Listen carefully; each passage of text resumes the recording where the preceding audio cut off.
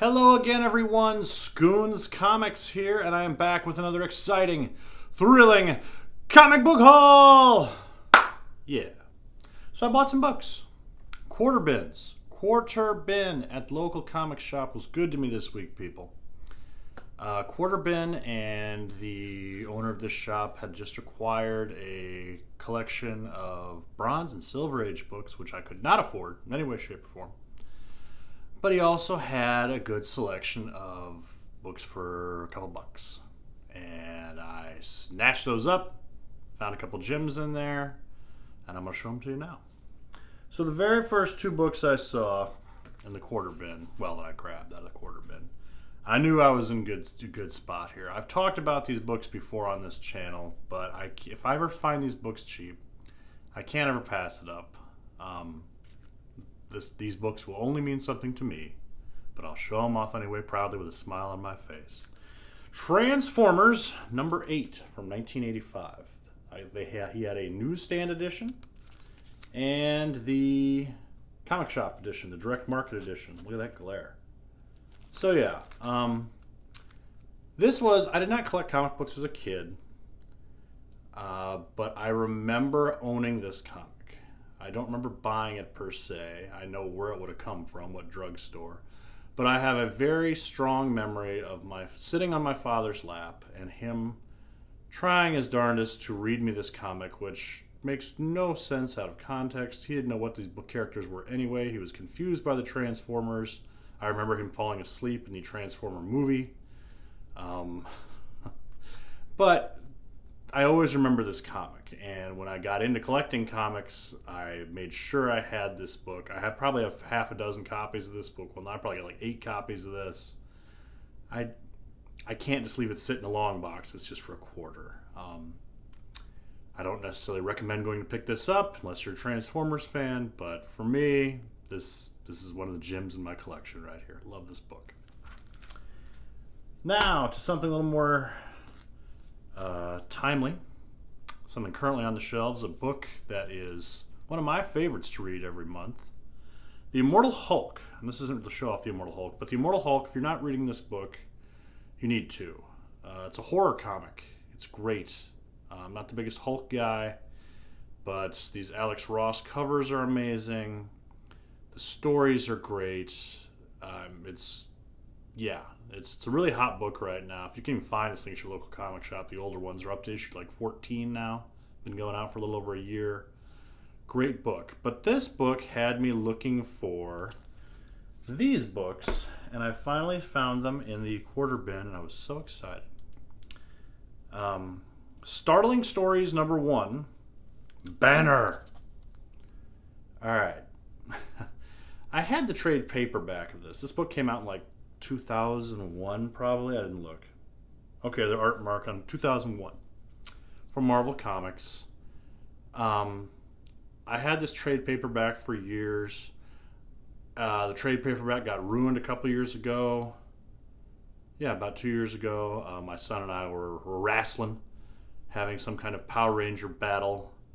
And if I recall, a rogue lightsaber hit a glass of pop and happened to spill on my reading material. So that's no good. So I've been on the lookout for this miniseries in the quarter bins and the cheap, and finally found it. If you like this Immortal Hulk run that's happening right now, this is a good precursor to it. Richard Corbin on art. Brian, I can never pronounce his last name, Azzarello is the writer. It's a horror series. It's a mini-series. If you know nothing about the Hulk, you can just read this mini-series. It's great. You get the tragic tale of poor Bruce Banner, who just wants to be left alone, just wants to be a man. He turns into a monster, Jekyll and Hyde. The military uses him as a weapon. Oh, it's great. It's great. Find these for a quarter. So here's issue 1. Issue 2. And this artwork, Richard Corbin's artwork's different from anybody else out there. It's a very unique style. You're not going to confuse him from somebody else. You see a Richard Corbin book, you know it's a Richard Corbin book. Issue 3. And they started putting violent content with issue 3. Like, the first 2 issues don't say anything. Like, there's no warning. It's not approved by anything. There's no rating system on it. So, like, you know, I'm sure kids had gotten this and they were like, this is extremely violent and graphic. Mom, Dad, write a letter. So they started putting this violent content for issue 3. Cool cover. And then issue 4. And issue 4 just really tells the story. Like, you got poor Bruce Banner trying to hold it together when inside the monster is raging. Very cool series. So happy to find this in the quarter bins. Yes.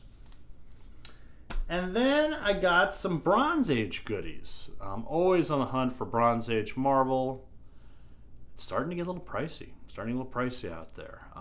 But he bought a collection, had some goodies in there, so I went shopping. So, we got, and I'm trying to get the whole run of Captain America from like issue 200, like I can't, like to when they started over in the Silver Age, like issue 100, right? So they started the numbering with 100, went to 200. So basically I'm trying to get the first 100 issues of Captain America. So, here is Captain America 187, which is a ridiculous looking Bronze Age cover with this villain. Surrender, Avenger, while you still can. Not even you can escape the Demon Druid's death trap alive. The Demon Druid. We're just throwing stuff at the wall and seeing what sticks, you know? Still, cool looking comic. Bronze Age Marvel. Yes. All the time. And then we got Captain America 188. Very cool cover. These are in great shape. I paid $1 or $2 for each of these, and they're just in great shape. I mean, these comics are from like, what, 1975? And to have this black cover be solid, no fingerprints on it or tore up. Whew, good buy. Good purchase. And then we had Cap 195 and the Falcon. Jack Kirby book. The Jack Kirby run on Captain America. I always love it. It can happen here. The savage world of 1984. Apparently the world of 1984 was very savage. The savage world. I don't know. I have not read this particular issue yet. I will. Kirby's stuff is always interesting. The artwork's always great, but the stories are always interesting. But yeah, Captain America, Bronze Age. Pick it up every time. And then I've got one Silver Age book for $2, people. $2 for this beautiful copy from 1969 of Submariner number 16. The Sea That Time Forgot. Really cool cover. Cool horror-looking cover. But it's in great shape. I would probably put this... The back cover's a little chewed up. It's just dirty. I could probably try to clean it up. But this is in fine condition. Colors look great. Put this in a Mylar, it's really going to pop. But just a beautiful looking comic. Again, not a key, as we discussed last week. Not a key, but a cool comic. Don't ever pass up a cool comic if you can afford it, people. Bring them home. You need them. And then I was so excited to get this, and I didn't even realize what I had until I got it home. Amazing Spider-Man 206. Again, any Amazing Spider-Man under issue 300 I try to pick up if I can, if it's affordable. A lot of pricey ones out there. But this is a Bronze Age book, late Bronze Age, 1980.